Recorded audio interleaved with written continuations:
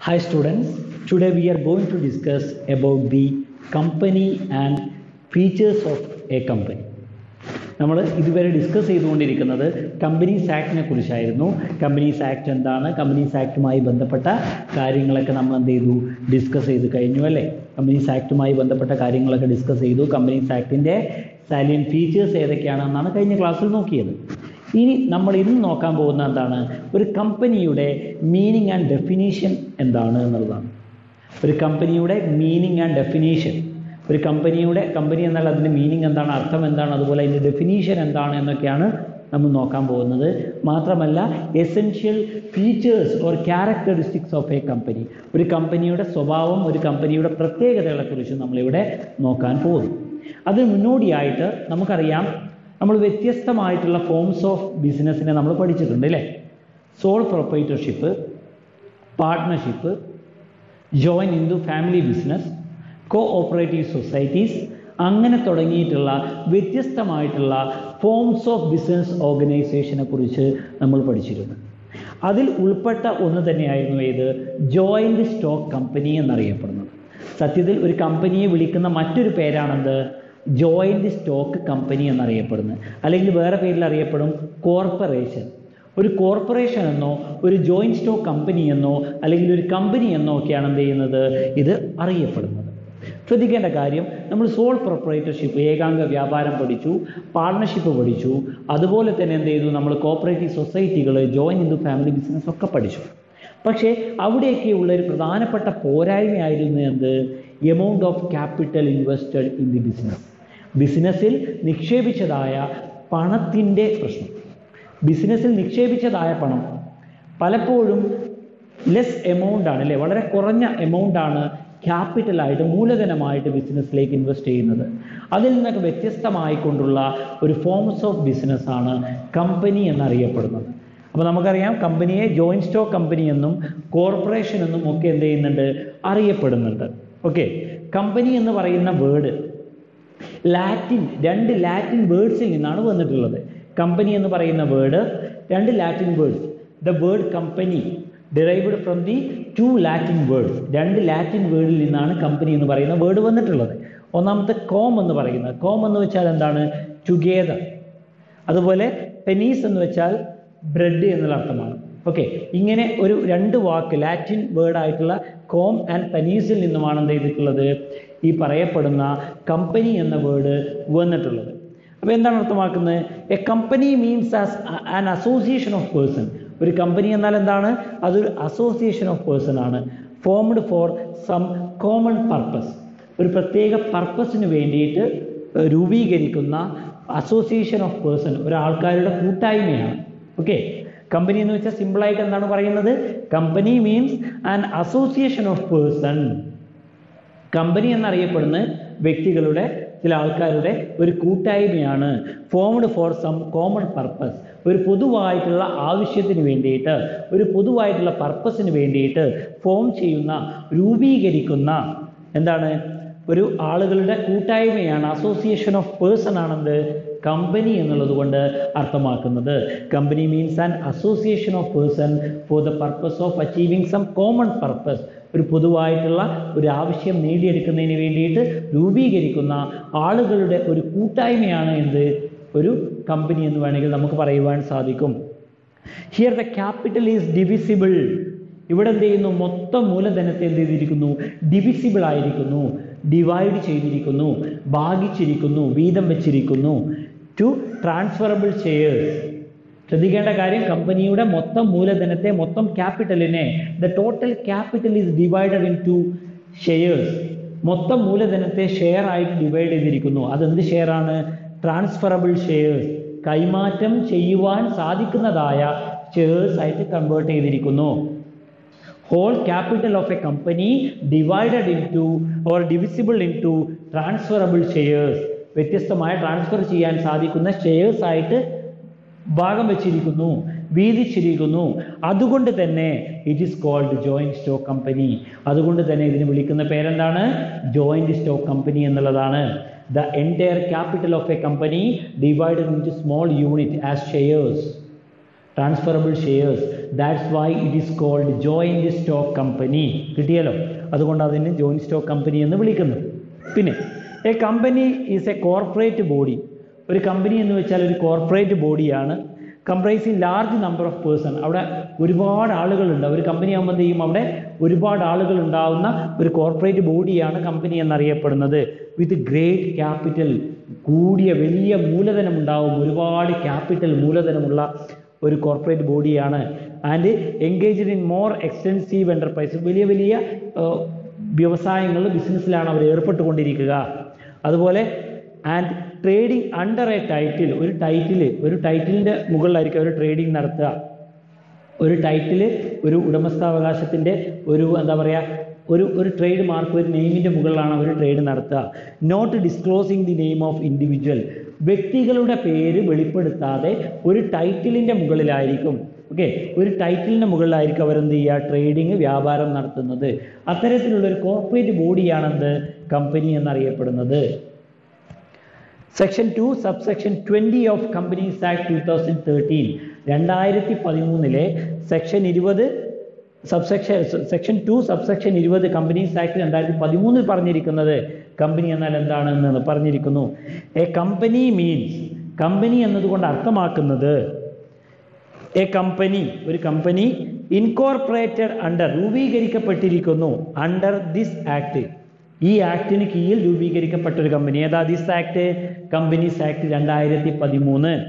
Or under any other previous law, മറ്റേതെങ്കിലും നേരത്തെയുള്ള നിയമത്തിൻ്റെ മുകളിലോ. അതായത് 2013 കമ്പനീസ് ആക്ടിന് മുന്നേ ഉള്ള കമ്പനീസ് ആക്ട് ഏതായിരുന്നു, 1956 കമ്പനീസ് ആക്ട് ആയിരുന്നു, അല്ലെങ്കിൽ 1850 കമ്പനീസ് ആക്ട് ആയിരുന്നു.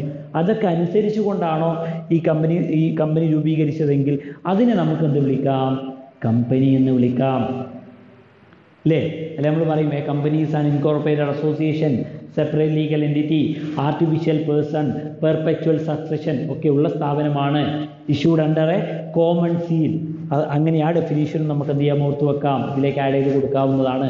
പിന്നെയോ, പിന്നെ നമുക്ക് ഡിസ്കസ് ചെയ്യാനുള്ള ഭാഗമാണ് ഏത്, ക്യാരക്ടറിസ്റ്റിക്സ് ഓഫ് എ കമ്പനി. ഒരു കമ്പനിയുടെ, ഒരു കോർപ്പറേഷൻ്റെ പ്രത്യേകതകൾ എന്തെല്ലാമാണ്, സ്വഭാവങ്ങൾ എന്തെല്ലാമാണ്. First one, voluntary association. A company is a voluntary association. It does not compel any person for becoming a member of a company.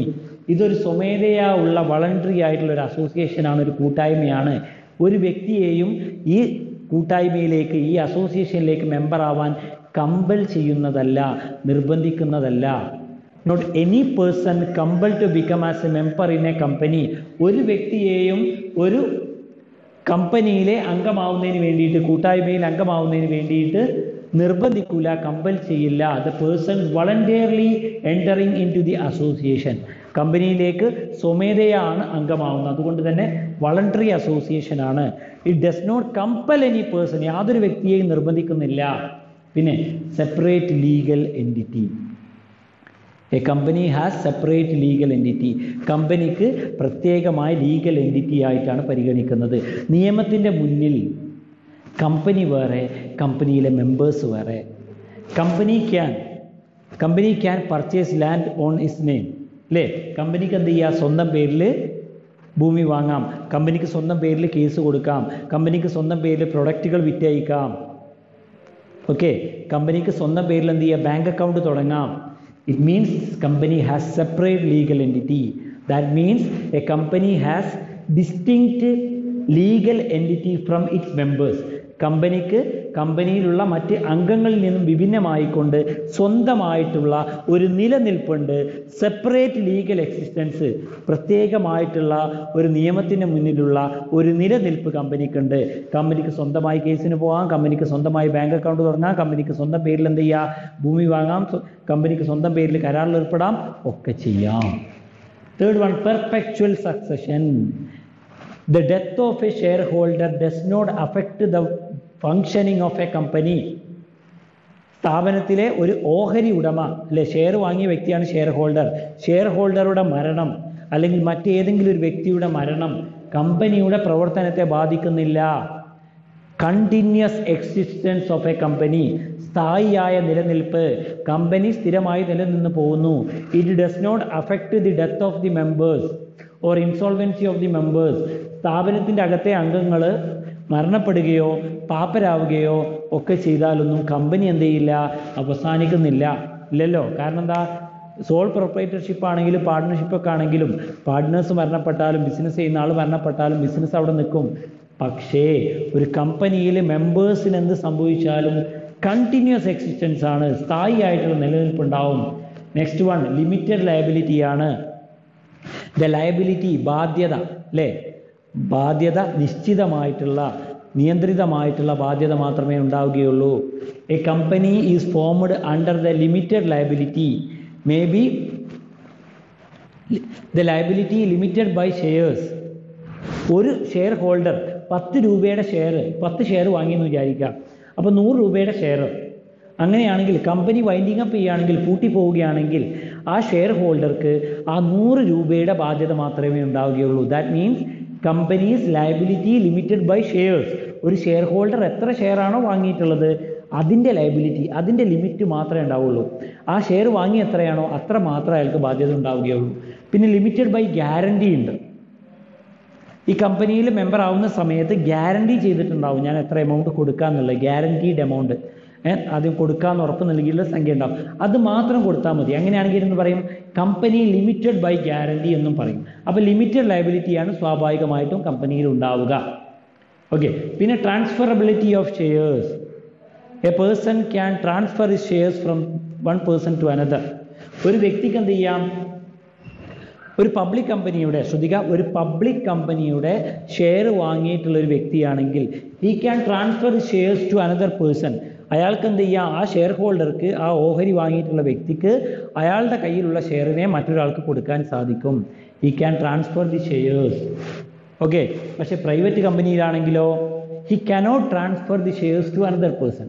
Private കമ്പനിയിലാണെങ്കിൽ അയാൾക്ക് എന്ത് ചെയ്യാൻ സാധിക്കില്ല, പ്രൈവറ്റ് കമ്പനിയിലെ ഷെയർ ഹോൾഡേഴ്സിന് അവരുടെ കയ്യിലുള്ള ഷെയറിനെ മറ്റൊരാൾക്ക് കൊടുക്കാൻ സാധിക്കില്ല. പിന്നെ ആർട്ടിഫിഷ്യൽ ലീഗൽ പേഴ്സൺ. ശ്രദ്ധിക്കേണ്ട കാര്യം, a company is formed by process. ഒരു കമ്പനി ഉണ്ടാവുന്ന എന്താണ്, ചില പ്രക്രിയകളിലൂടെയാണ്. Not by natural birth. സ്വാഭാവികമായിട്ടുള്ള ജനനത്തിലൂടെയല്ല ഒരു കമ്പനി ഉണ്ടാവുന്നത്. It is created by process. ചില പ്രക്രിയയുടെ ഭാഗമായിട്ടാണ് എന്ത് ചെയ്യുന്നത്, ഒരു കമ്പനി ഫോം ചെയ്യുന്നത്. Not by natural birth. സാധാരണ ഒരു വ്യക്തി ജനിക്കുന്ന പോലെയല്ല ജനിക്കുന്നത്. പക്ഷേ the company has certain rights and duties. കമ്പനിക്ക് എന്തുണ്ട്, ഒരു നാച്ചുറൽ പേഴ്സണെ പോലെയുള്ള ചില ഡ്യൂട്ടീസും കാര്യങ്ങളൊക്കെ ചെയ്യാൻ സാധിക്കുമെന്നുള്ളതാണ്. Next one common seal. A company is an artificial person. നമ്മൾ പറഞ്ഞു കമ്പനി ഒരു ആർട്ടിഫിഷ്യൽ പേഴ്സൺ ആണ്, ഒരു സാധാരണ വ്യക്തിയല്ല. അതുകൊണ്ട് തന്നെ it cannot done the work it's on. അയാൾക്ക് സ്വന്തമായിട്ട്, ആ കമ്പനിക്ക് സ്വന്തമായിട്ട് എന്ത് ചെയ്യാൻ സാധിക്കില്ല, കമ്പനിയുടെ പ്രവർത്തനങ്ങൾ ചെയ്യാൻ സാധിക്കില്ല. Four doing that activity certain persons are appointed by the company. കമ്പനിയുടെ പ്രവർത്തനങ്ങളെ കൃത്യമായി നോക്കി നടത്താൻ വേണ്ടിയിട്ട് എന്ത് ചെയ്യും, ആളുകളെ നിയമിക്കും. അവരെ വിളിക്കുന്ന പേരാണെന്ത്, directors. Directors are appointed on behalf of the company for some purpose. അല്ലേ, ചില കാര്യങ്ങൾ ചെയ്യുന്നതിന് വേണ്ടിയിട്ട് ഡയറക്ടേഴ്സിനെ അപ്പോയിൻറ്റ് ചെയ്തിട്ടുണ്ടാവും. Directors should act under the common seal of the company. Directors കമ്പനിയുടെ കോമൺ സീലിനുള്ളിൽ നിന്നുകൊണ്ട്, കോമൺ സീലിൻ്റെ കീഴിലായിരിക്കണം എന്ത് ചെയ്യേണ്ടത്, അവർ വർക്ക് ചെയ്യേണ്ടത്, കരാറിൽ എൻ്റർ ചെയ്യേണ്ടതൊക്കെ. Capacity to sue and be sued. ഒരു കമ്പനി ഒരു ആർട്ടിഫിഷ്യൽ ലീഗൽ പേഴ്സൺ ആയതുകൊണ്ട് തന്നെ കമ്പനിക്ക് മറ്റുള്ളവർക്കെതിരെ കേസ് കൊടുക്കാനും, a company can file a suit against a third party. മൂന്നാമതൊരാൾക്കെതിരെ കേസ് കൊടുക്കാൻ സാധിക്കും. ആൻഡ് ബി സ്യൂഡ്, കമ്പനിക്കെതിരെ മൂന്നാമതൊരാൾക്ക് കേസ് കൊടുക്കാൻ സാധിക്കും. ഇങ്ങനെയൊക്കെ സാധിക്കും. പിന്നെയോ large amount of capital. A company raise capital through issuing shares. The entire capital of a company divided into several units, that is called shares. By issuing shares, a company rising large amount of capital. Share issue ചെയ്തുകൊണ്ട് company large amount of capital എന്ത് ചെയ്യുന്നു, raise ചെയ്യുന്നുണ്ട്. അതുകൊണ്ട് അതൊരു പ്രത്യേകതയാണ്. ഒരു കമ്പനിക്ക് large amount of capital ഉണ്ടാവും. By dividing the entire capital into divisible into different units, shares ആയിട്ട്. And the last one, winding up of the company. Winding up of the company is the last stage of the company. ഒരു കമ്പനിയുടെ അവസാനത്തെ സ്റ്റേജാണ് winding up. Winding അപ്പിൽ എന്ത് ചെയ്യുന്നു? കമ്പനിയുമായി ബന്ധപ്പെട്ട എല്ലാ ആക്ടിവിറ്റീസും അവസാനിപ്പിക്കുന്നു, എല്ലാ കടങ്ങളും കൊടുത്തു തീർക്കുന്നു, എല്ലാ ബാധ്യതകളും കൊടുത്തു തീർക്കുന്ന ഒരു പ്രക്രിയയാണ് വൈൻഡിങ് അപ്പ് എന്നറിയപ്പെടുന്നത്. So these are the main information regarding company and characteristics of company. Company എന്നാൽ എന്താണ്, കമ്പനിയുടെ പ്രത്യേകതകൾ എന്തൊക്കെയാണ് എന്നതിനെ കുറിച്ചൊക്കെ നമ്മൾ ഡിസ്കസ് ചെയ്ത് കഴിഞ്ഞിട്ടുണ്ട്. ഈ കാര്യങ്ങളെല്ലാം നിങ്ങൾക്ക് വ്യക്തമായി മനസ്സിലായിട്ടുണ്ടാവും എന്ന് കരുതുന്നു. അടുത്ത ക്ലാസ്സിൽ വീണ്ടും കാണാം. Thank you.